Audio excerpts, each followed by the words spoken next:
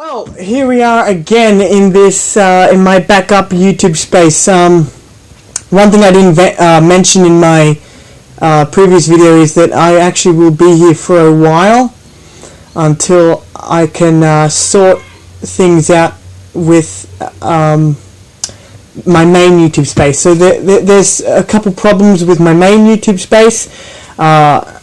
I just need problems that need to be sorted out, and until those problems will be sorted out, I will be here for a while. But I actually kind of like this YouTube space. I feel like that, I feel like if I build a Lego Death Star, I could put it down there or right here or something. Yeah, I kind of like it. Anyway, speaking of the Death Star, that was nice to see it. Yes. I saw Rogue One, as you guys would know, and I cannot hold my thoughts in. I have to just, as I said in my review, I have to unleash it on you guys. That's what this video is. I'm going to unleash all my thoughts, all my spoiler-filled thoughts on the movie to you guys, unleash it on you guys. But also, I want to take the time in this video to also talk about a couple issues that other people have been talking about. We'll get into that, but for now, let's just get into the spoiler talk. Alone, by myself. The last time I did this, I was with someone, and then, anyway. Okay, so, really quickly, my thoughts, spoiler-filled thoughts, was, okay, so, I like the movie. The movie, now I've seen it about, around 2 or 3 times now, and watching it, rewatching it, it's actually not as good as I originally thought. This, now don't confuse my words, I have been watching and focusing on a lot of other people's thoughts. What I'm about to say is not affected by their opinions in any way. This is purely my thoughts. I like the movie. There are a lot of people out there that have been voicing their hatred on this movie, toward this movie. I honestly don't see how anyone could hate this movie. It's not the best, but again, it's not the worst either. It's a pretty good movie. Is it money? Is it a cash grab? Yes. We'll get into that a little later. But simply put, I like the movie, I like Darth Vader, I like the characters, I like the story, especially the ending. The third act was probably the most Star Wars-y thing I have seen in a long time. And I'm not talking about Force Awakens, I'm talking about like true original trilogy Star Wars. The third act of this movie was like, yeah, it was just very Star Wars, and I liked it. I will say that the third act of the movie is the best part of it. Everything leading up to that, though, is a bit boring, especially when you're re-watching it. The reason for that is, I gotta say, the characters. Now, this is a problem that everyone has been talking about. The characters are not interesting. They are boring. The cause of them not being that interesting and boring is because we don't really get to know much about them at all. We hardly know anything about these characters. Yeah, they're cool. My favorite character from this entire movie, I keep forgetting his name, but it was the blind guy that was a dreamer, not an actual Jedi, but a dreamer. Anyway, he was my favorite character. You'd think it would be the protagonist, but it wasn't.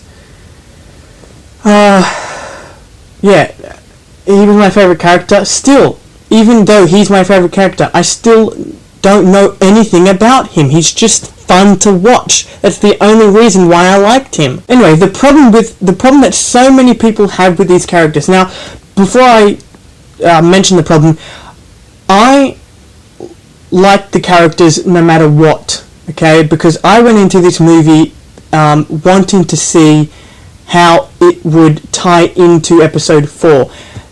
That was my main focus going in to watch the movie. So when I came out of the movie not really knowing that much about the characters, I didn't really care, because the main reason why I was going into the movie was to see how Rogue One would tie into Episode 4. That's what I got.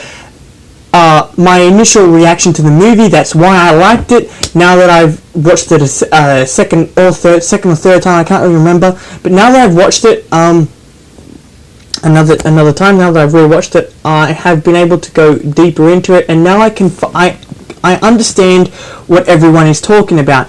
We don't know much about these characters. We know more about Jyn Erso than any one of the other characters combined. And Cassian, the only thing we know about him is that he was in the rebellion since he was 6 years old. That's all we know. And I will say, concerning Jyn Erso, even though we know a bit about her, she still, to me, is not interesting. I'm sorry, she's just not. The thing that pulled me in was not her on her own. It was seeing her and her relationship with her father. That is what pulled me in, because it was interesting. It was almost like it was foreshadowing something. Foreshadowing if this movie came out before Episode 5. Either way, still, whatever. I liked it. The best parts my most favourite parts of Jyn Erso's was with her and her father. I thought I choked up, put it that way. I really did, and I liked those parts. But overall, she was kind of boring and uninteresting, and the characters, except for that blind guy, I like him. I really do.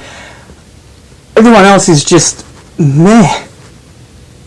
Like why in a movie that was marketed and told, and that everyone, that the company told everyone would be a war film, more on that in a couple seconds,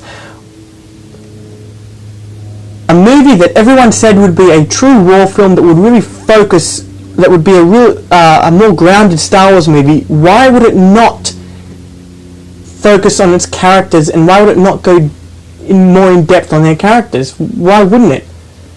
It didn't. And speaking of it being a true war film, now that I've rewatched it, it really wasn't.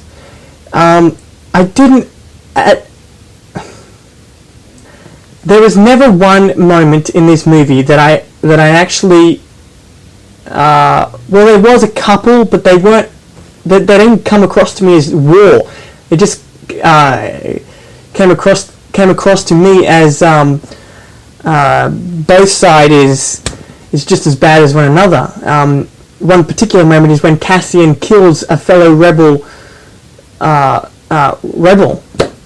Kills him. That's that and a few little small other moments is when I felt like, yeah, this is war. But did they go anywhere with it? Not really. They introduced this idea that they never fully explore in the rest of the movie. I mean, they mention it a couple more times, but it's never really the main focus of, it's never really the underlining context of the film, if you know what I'm saying. So they marketed this movie as a true war film. They said it in all the articles, and it wasn't. It was just your average Star Wars movie. That was by far my biggest disappointment going into the movie. Was I wanted a true war film. I wanted to see a on the ground, people dying everywhere, which, okay, a lot of people do. All the characters, they die, okay? I was expecting that, but I wanted to see some depth. Like, when they all die, this is, by the way, this is another reason why the characters aren't that great. When they finally die, when they all die in the third act, I don't care. I don't feel any weight. There is no weight to their death. There is some could argue there was weight to Yoda's death. There was weight to Darth Vader's death. There was weight to all these other characters' deaths. Han Solo's death, holy shit, there was weight to that. And because we cared about the characters. We knew who they were. We got to know them and we cared about them. In this, we didn't get to know them and we didn't care about them. We didn't care about them because we didn't get to know them. We didn't have that moment where we finally, where we understand them, where we relate to them. Anyway, back to the war thing. It's not a war movie. It's your average Star Wars movie. We don't care about the characters. And yeah, it didn't put the war in Star Wars for me yet. And which is, by the way, is a big fucking, it's a big, like, I don't think they're ever going to get a chance like this again to truly make a war, to truly make a war film of Star Wars, of a Star Wars film, because the next anthology film is Han Solo. That is said to be a either a heist or a smuggler's film. So it's not going to be a true war film. They lost their chance to actually make Star Wars a war. They lost their chance to do that. I mean, the closest that Star Wars has ever come to a war, to really depicting the idea of war, for me the closest they've ever come is the Clone Wars. Animated, yes, but still that's the closest thing that they've ever come to depicting war and its consequences. I didn't really feel that. I didn't really feel the weight of the consequences of war in this movie. Another thing that a lot of people that is really confusing me is Darth Vader. Now, I loved Darth Vader in this. Let me just quickly say that his final scene at the end of the movie was the best I've ever seen Darth Vader. Okay, there are other good moments of Darth Vader, obviously only in the original trilogy, but this was the scariest that I've ever seen Darth Vader. Because he was just going through these rebels like a monster. But I didn't want him to be in the movie that much, okay? Because this is a anthology film. It's a separate film, okay? So when the movie brings Princess Leia into it, when it brings Grand Moff Tarkin into it and Darth Vader, like, they said it would be a standalone film, yet so many iconic characters from the original trilogy just show up in this movie. R2-D2 and C-3PO as well, only for a couple seconds, but still, I mean, by the way, with the R2-D2 and C-3PO cameo appearance, my reaction to that was like, they did it. They couldn't hold it back. They couldn't control themselves. It's like, what the fuck? How hard is it to make a true war film that is set in the Star Wars universe? It shouldn't be that hard. I mean, the reason why I didn't want Darth Vader to be in this movie that much is because I wanted him to be in it, but only at the very end. I didn't want him to be in it in the middle or in the beginning, just the end, because this is Rogue One and it's essentially the beginning credits of episode 4. So I'm fine with him at the end. I'm fine with Princess Leia at the end, Grand Moff Tarkin, whatever. I'm fine with them all being at the end, but they are put in, excluding Princess Leia, but Darth Vader and Grand Moff Tarkin and R2-D2 and C-3PO, they're all put like in either the middle or near the end or whatever. They're just, why, like, it's one of my complaints, is like, I wanted this to be about to be a true on-the-ground film, not with our heads in the sky, thinking about Darth Vader or Grand Moff Tarkin. I wanted it to be on-the-ground storytelling, and it wasn't, because they just couldn't help themselves. Anyway, back to the two sides of Darth Vader. One side of Star Wars fans are saying that he shouldn't have been in this movie at all, and the other side are saying that he should have been in this movie 100% 24/7. I don't agree with either sides, okay? And I will give you, I'll tell you why. Because, okay, so the side that, sorry, going back, I'm going to go back. The side that says that he shouldn't be in the movie are saying that he should have been like, he should have been a Hitler figure. He should have, his presence should have been felt without him being in the movie. That is a great idea. That would have added to the raw aspect, the raw tone of the film. But it's not utilized. I mean, it's not. But it would have been. That idea would have been, if used correctly in the film, or if used at all in the film, would have made the film feel even more like a war film. And then the other side is saying that he should have been in the movie 100% because director Krennic was a bad villain, and I will agree with that. He was not the best villain, but I still like the actor anyway, so it was just fun to watch the actor act. But so the one thing I see with these two sides is that the side that's saying he shouldn't have been in the movie are the side that have that mentality that a villain should be intimidating without having to do anything. That's their thought process. The other side's thought process is that he has to do something. He has to be active, fight, to be intimidating. I do agree with both sides, and this is where I am the middleman on this whole thing. The whole movie should have been him, should have, like, the three things that would have made this movie feel, that would have made it a war film is: one, continue to explore the idea of the Rebel Alliance being probably just as bad as the Empire, with Cassian killing a fellow rebel. Explore that idea to its fullest potential. That's number one.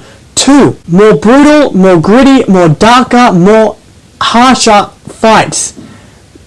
Do not be afraid, and I know I'm probably going to get a lot of hate for this, but do not be afraid to make an MA 15+ Star Wars film.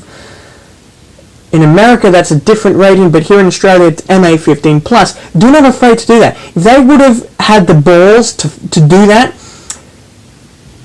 and go on like full blood and guts and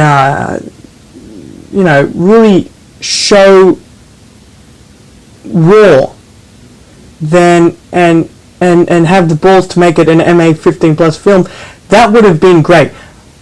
Harsher, more brutal, grittier movie and battles. That's what this war movie needed. 3, make the Empire, make them felt without actually having to show them.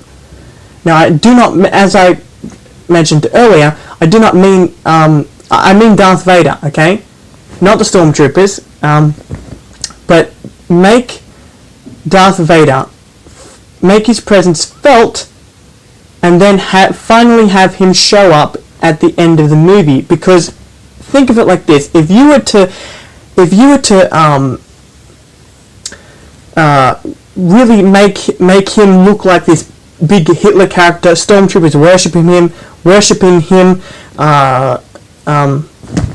the Rebel Alliance in fear of this guy, and just really build it up, make his presence felt without him even stepping foot in the film, and then have him finally appear in that great scene that we all love. That scene would have been even better. It would have been even better, okay? Because then both sides would have been pleased to at least 50%. You know, Jeff still has not seen the movie. Yeah. What? Okay, Jeff doesn't want to see the movie because of what everyone else is saying. Okay. Anyway, I have talked for long enough. Really, quick summary of my thoughts. the movie is okay, not the best, but not the worst, it's just okay. The characters should have been explored more, the ideas that are introduced into the film should have been used to their full potential, Darth Vader should have been a more menacing presence in the film, and this should have been a more grittier and essentially darker film, okay? I mean, for goodness sake, Empire Strikes Back still felt like a Star Wars movie, but it went in some very dark places. Why are we all of a sudden afraid to go dark when the best Star Wars movie of all time, Empire Strikes Back, is the darkest one yet, and it's the best one? Why are we afraid to go dark? I don't know. But those are just my quick, those are my thoughts and the issues that a lot of people are talking about concerning the movie. Please go down, like and comment on this video, subscribe to my channel, and go and look at my Patreon page, and you can support me there, and I will see you in the next video. Also, yeah, the next video is my attempt at comedy. If you want to know what that is, just wait until it comes out. I will see you guys then. Bye.